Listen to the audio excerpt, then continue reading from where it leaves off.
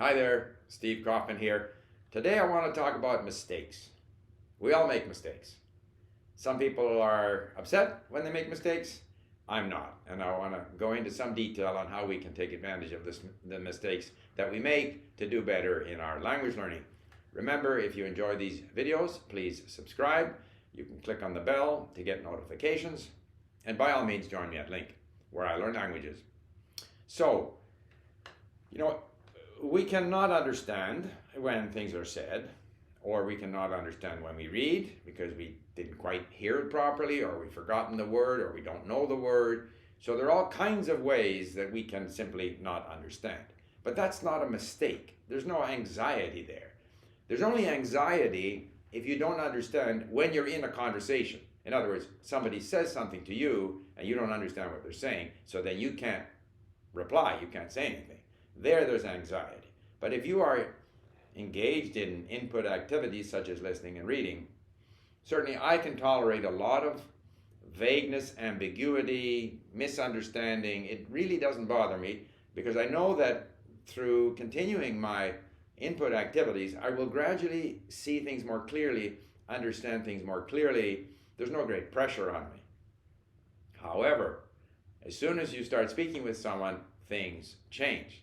As I said, if you don't understand what they're saying, that's quite intimidating. In fact, to me, that's the most intimidating thing. When I don't understand what people are saying, I can't even attempt to reply. However, there's also the problem when you say something and you say it wrong. You use the wrong word. You use the wrong tense. You use the wrong form of the verb or the noun, whatever it might be, or the structure, the phrasing is incorrect. And so you're conscious, or you might pronounce poorly, and you're conscious of the difficulty that you have. Sometimes you can watch a video or listen to an audio of yourself, and you will notice mistakes that you made that maybe you weren't aware of while you were engaged in the conversation. And that's often very useful because then you can really then zoom in on those areas and try to improve, or pay attention to them when you next come across them in listening and reading. But it is a bit unsettling. There's a fear. People don't want to make mistakes.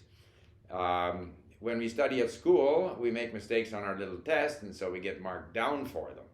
And so we sort of develop this habit, this sense that mistakes are bad. If I get a test at school and I go 10 out of 10, I'm good. If I go 5 out of 10, I'm bad. But the reality is, at least in my experience, is that I can get something right one time and wrong the next time. Wrong the first time and right the next time. It depends what the brain is doing at the moment. Sometimes it remembers it correctly and sometimes it doesn't.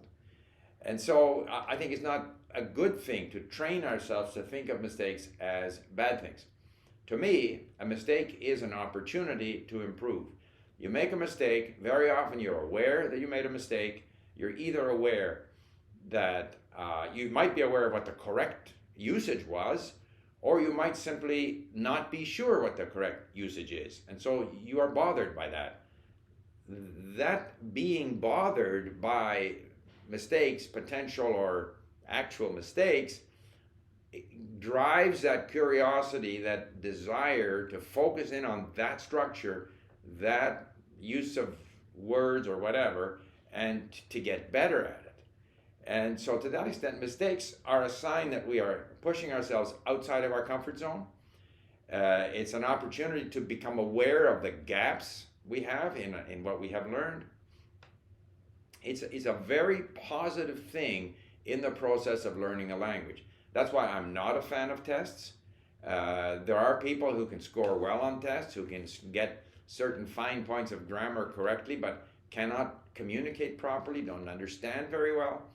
I think if you throw yourself into the idea of communicating for the sake of communicating and gradually building up your comprehension, building up your vocabulary, building up your ability to marshal the words, produce the words in the correct sort of usage pattern, all of which the brain will gradually do.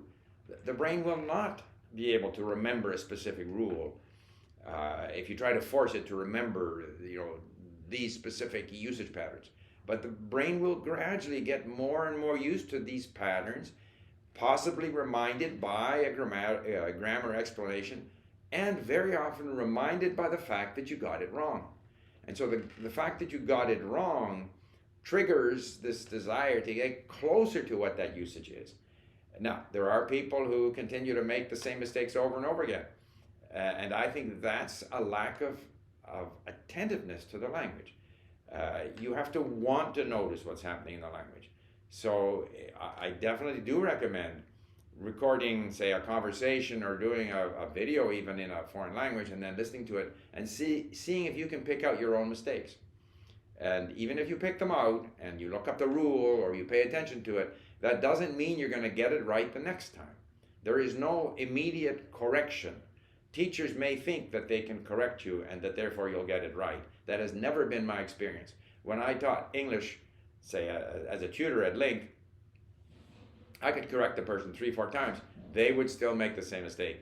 When I go through my tutor's reports at Link, I'll see that I get the same correction from them, the same phrase or word that I used wrong. I'll use it wrong week after week, but eventually I get it right. So it doesn't bother me that, because the whole learning process is a continuum of knowing less, understanding less, making more mistakes, and gradually understanding more, having more words, and making fewer mistakes. So at a given point in time that I'm making a lot of mistakes, that's an indication that I'm learning. You know, if I were to limit myself to a very narrow range of words and only ever talk about the weather or things that I'm comfortable talking about, where I have got a sort of a routine that I know is more or less correct, that's not learning the language. It's only when I push myself into, a ever, broader range of subject matter and try to express my views on those things that I'm learning. And of course, inevitably, if I do that, I'm going to make more mistakes. So mistakes are valuable. Mistakes are an indication that you're pushing yourself beyond the comfort of a limited range of subject matter. If you're paying attention to what you're saying, paying attention to what the native speaker is saying, then you're able to then focus in on these areas when you are listening and reading. And all of this is part of the gradual process of improving yourself. And as I have said often in quoting Manfred Spitzer, the brain cannot do otherwise than learn. If you expose the brain to the patterns of the language, you expose the brain to try to say things and getting them wrong, and then reminding yourself of what the correct usage was, and you keep on doing these things, the brain will gradually develop patterns for using the language that are more and more correct, more and more based on the standard usage of what you've been listening to and what you've been hearing people say. But that process of learning is a slow process. It's not because you were taught something that you're going to get it right. So we need to have patience. We need to be indulgent with ourselves. We need to recognize mistakes for what they are, valuable milestones as we progress in a language. So there you have it. That's my take on mistakes, and leave you with a couple of videos that might reinforce this message. Thanks for listening. Bye for now.